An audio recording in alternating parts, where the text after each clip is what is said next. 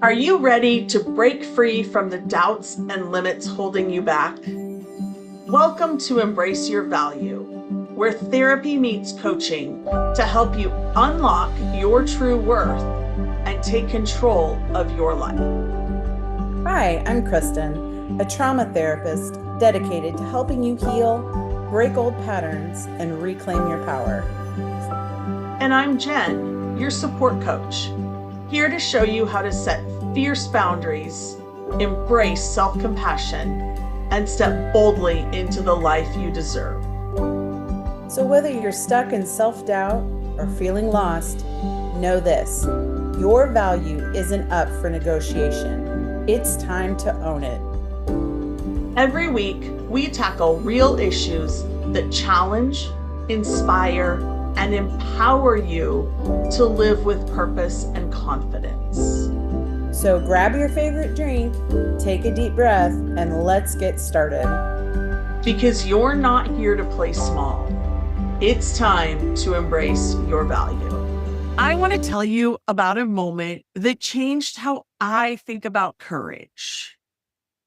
I had a client, a woman who had spent the better part of her life being exactly what everyone needed her to be: dependable, available, the one who showed up. And she had been holding a boundary in her mind for over 2 years.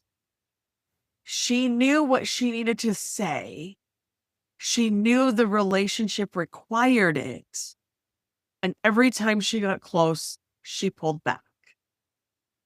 Because she was terrified of one thing: not conflict and not the conversation itself. She was terrified of disappointing someone she loved. When she finally said it, when she finally held the line, the other person was upset. And she called me right after and said, "I did it. They're not happy. And I'm still here." Still here. That's what this episode is about. Because sometimes the bravest thing a woman does is disappoint someone else and survive it. Welcome to Embrace Your Value. I'm Jen Anderson, beliefs and boundaries specialist and your co-host.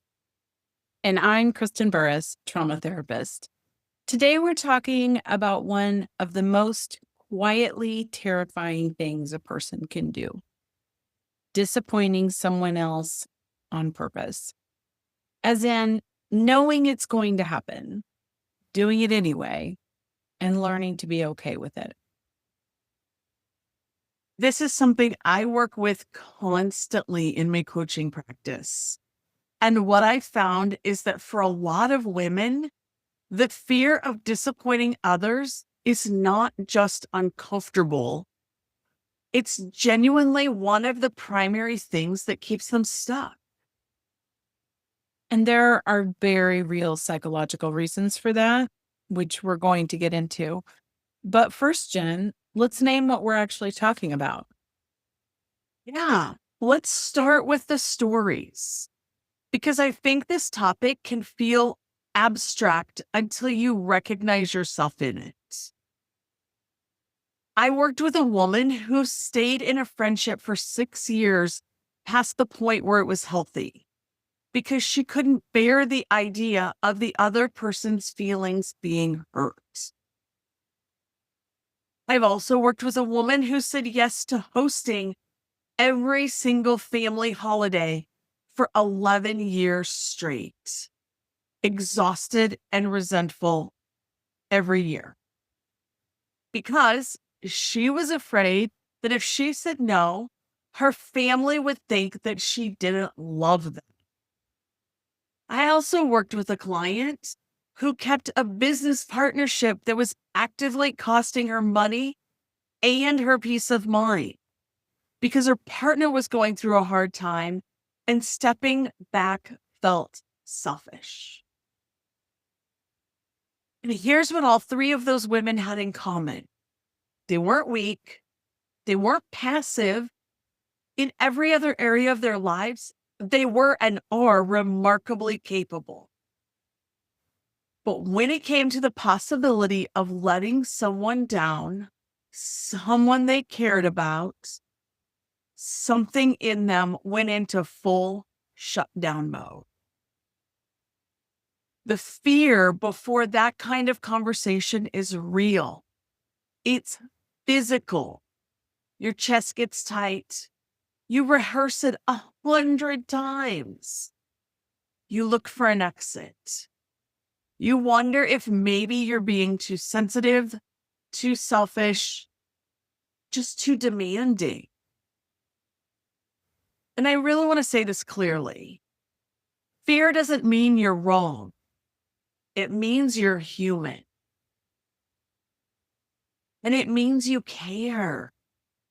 But caring about someone and contorting yourself to avoid ever disappointing them are two very different things. So why does this feel so dangerous and scary? What Jen is describing, that physical, almost visceral fear of disappointing someone, has deep roots. And I'd like to explain why, because I think understanding it takes some of the shame out of it. For many people, especially women, the fear of disappointing others is tied to something much more fundamental than just wanting to be liked. It's tied to a felt sense of safety. Think about early attachment. When we are young, we depend entirely on the adults around us for survival. And children are exquisitely attuned to the emotional states of their caregivers. If a caregiver is disappointed, upset, or withdrawn for any reason, whether they have their own emotional dysregulation, or there's substance abuse or mental health situations, that registers in a child's nervous system as a threat. Not metaphorically, literally. The body responds the same way it would to physical danger. So, for a child who grew up in an environment where a parent's disappointment meant withdrawal of warmth, increased conflict, or emotional unavailability, disappointing someone became neurologically linked to being unsafe. And again, that child grows up. But the nervous system doesn't automatically receive the update that says you are no longer dependent on this person's approval for your survival. You can handle their disappointment now. That update has to be installed deliberately through experience, through practice, through repeatedly doing the thing that feels dangerous and discovering that you're still okay on the other side. Which is why when Jen's client called and said, "I'm still here," that wasn't just relief. That was her nervous system getting a new data point. I disappointed someone I love, and I survived it. That is genuinely therapeutic, not because the discomfort goes away, but because the evidence starts to accumulate that you can handle it. Let's talk about the specific moments that tend to be the hardest. Because it's not just the act of disappointing someone, it's what comes after that. The things that can make you second guess yourself, even when you know you made the right call. So the first one is the guilt hangover, as I like to call it. And this is the one I hear about the most. You hold the boundary, you say the hard thing, you disappoint the person, and then, sometimes immediately, sometimes the next morning, the guilt hits. And it's not subtle. It's loud. It's reviewing the conversation. It's wondering if you were too harsh. It's the impulse to text and soften it, take back, and apologize for being difficult. I call this the guilt hangover, and it's so convincing because it feels like evidence that you did something wrong. But here's the thing. Guilt after a healthy boundary is almost always about familiarity, not wrongness. You stepped outside your normal pattern. Your system is recalibrating. That discomfort is not a moral signal. It's a neurological one. And clinically, I'd add guilt is a very different emotion from shame, though people often confuse them. Guilt says, I did something that felt bad or was bad. Shame says, I am bad.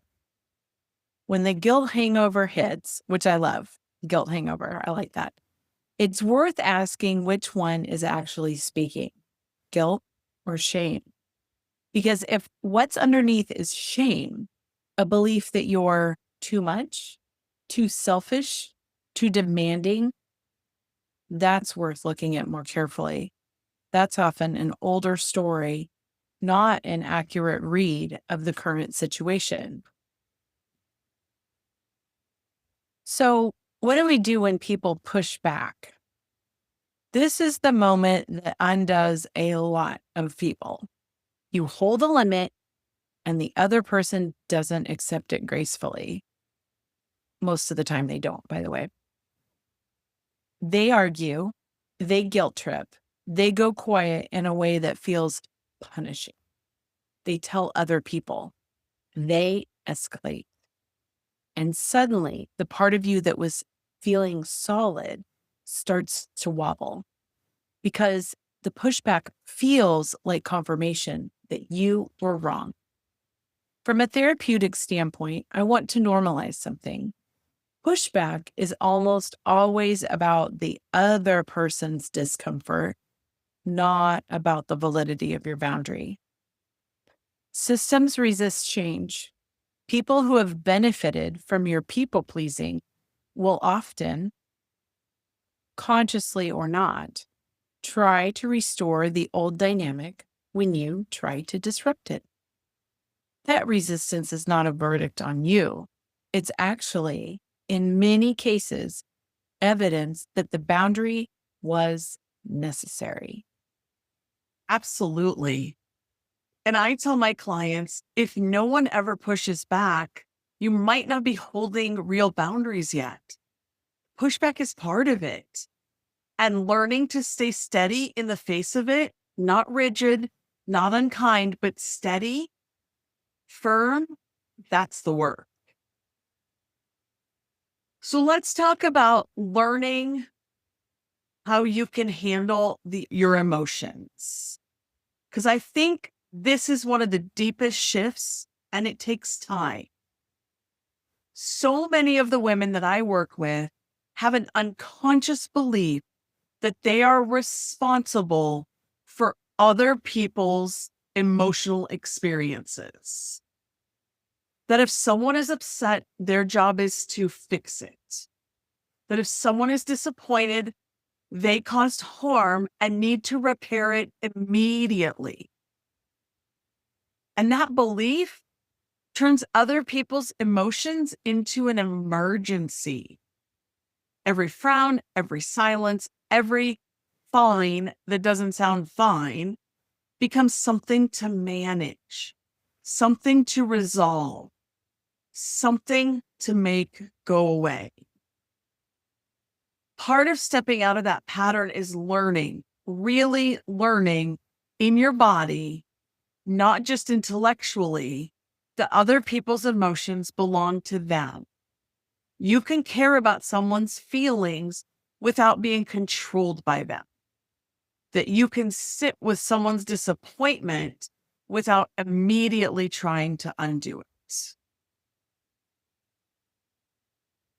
What Jen is describing is sometimes called emotional differentiation. The ability to remain connected to someone while staying separate from their emotional state. It's a skill. And for people who grew up in environments where they were responsible for managing others' feelings, it's often a skill that was never developed because there was never space for it. But it can be developed. And when it starts to come online, the relief is significant because you stop living in reaction to everyone else's internal weather.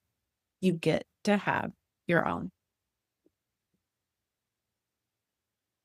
So I want to push back a little on how we typically talk about bravery. Because in our culture, bravery tends to look loud, bold, dramatic, the big speech, the public stand, the moment everyone sees. But the bravery I watch women practice every day looks nothing like that. It looks like the text that says, I'm not going to be able to help with that this time. It looks like staying quiet when the old version of you would have jumped in to smooth things over. It looks like letting a conversation end without chasing the other person down to make sure they're not upset. It looks like one woman I worked with who simply stopped explaining herself. She'd spent decades justifying every choice to her mother. And one day she just stopped. No drama, no announcement. She just started responding to the guilt with warmth and without compliance. And it was one of the bravest things I've ever watched someone do. Because no one saw it, no one applauded, and it cost her something real in the short term. But in the long term, she got herself back. And that's what's important.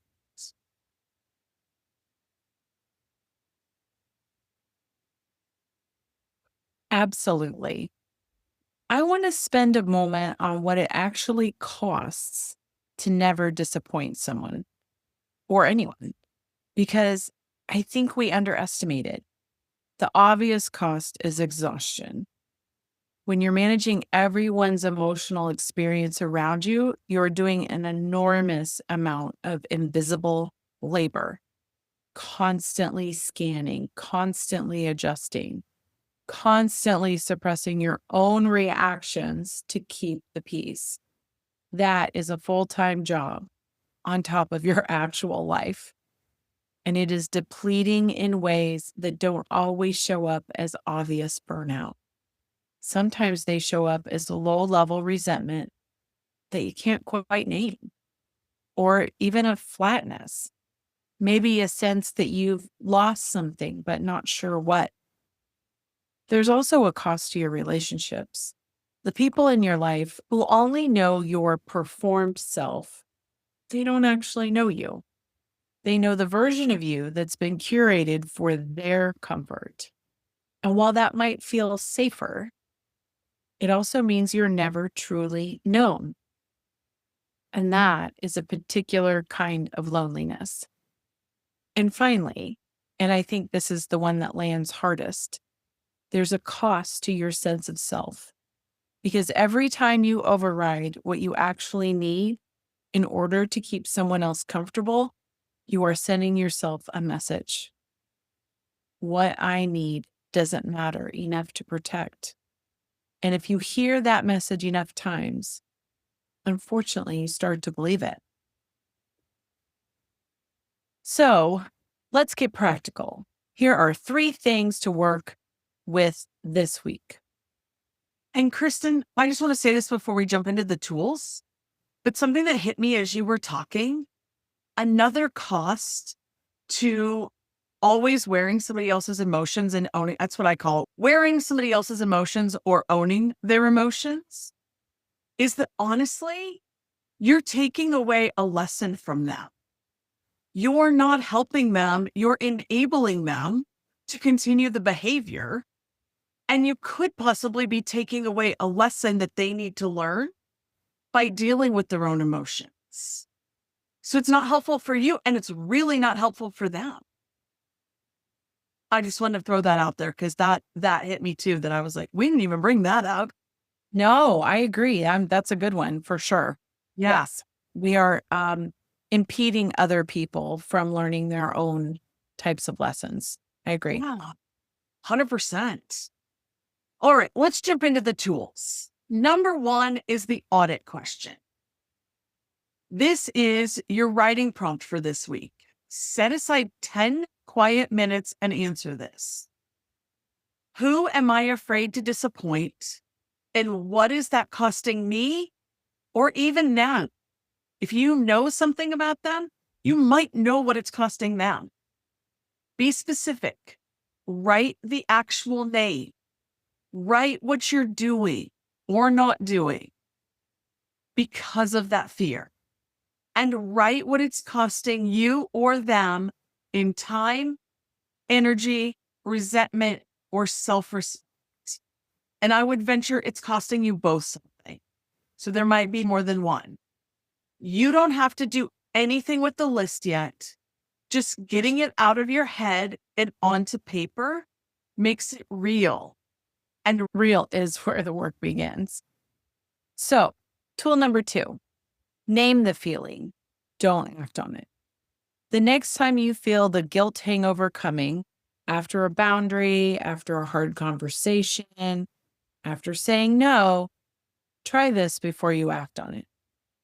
Name what you're feeling out loud if you can. I feel guilty. I feel like I did something wrong. I feel the urge to go fix this. Naming it creates just enough distance between the feeling and the action. It's a small thing, but it interrupts the automatic move to undo the boundary before you've had a chance to let the discomfort settle. Give it 24 hours before you revisit. Most of the time, the urgency fades, and you'll have a much clearer read on whether repair is actually needed or whether the guilt was just the old pattern talking. Yeah. And tool 3, reframe the survival.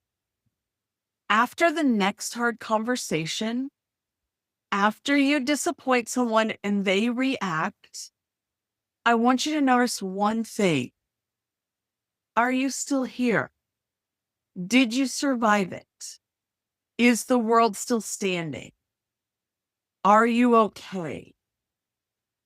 Because every time you come through one of these moments intact, you're building what I call disappointment tolerance. You're giving your nervous system new evidence, and that evidence accumulates. Each time gets a little less catastrophic. Each time the recovery gets a little faster. This isn't about becoming someone who doesn't care. It's about becoming someone who can care and still hold their ground.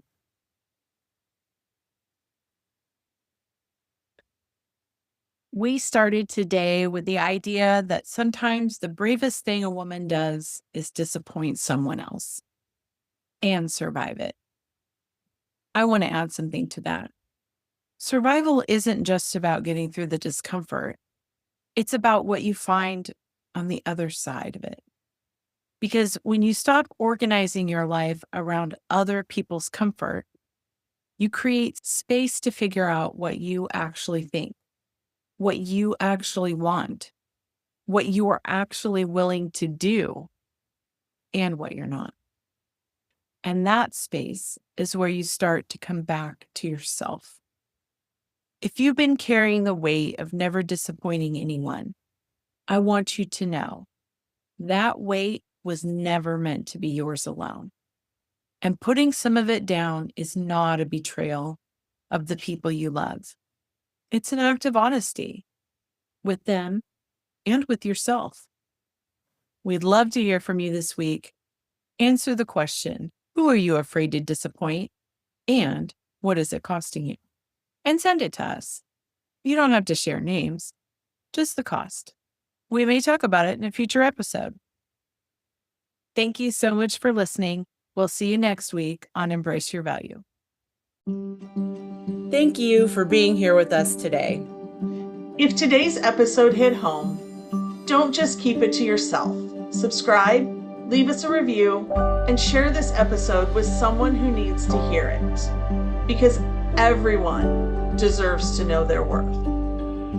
Next week, we're diving even deeper with more insights and tools to help you break free from limitations and live authentically. Until then, keep raising your standards, owning your worth, and embracing your value.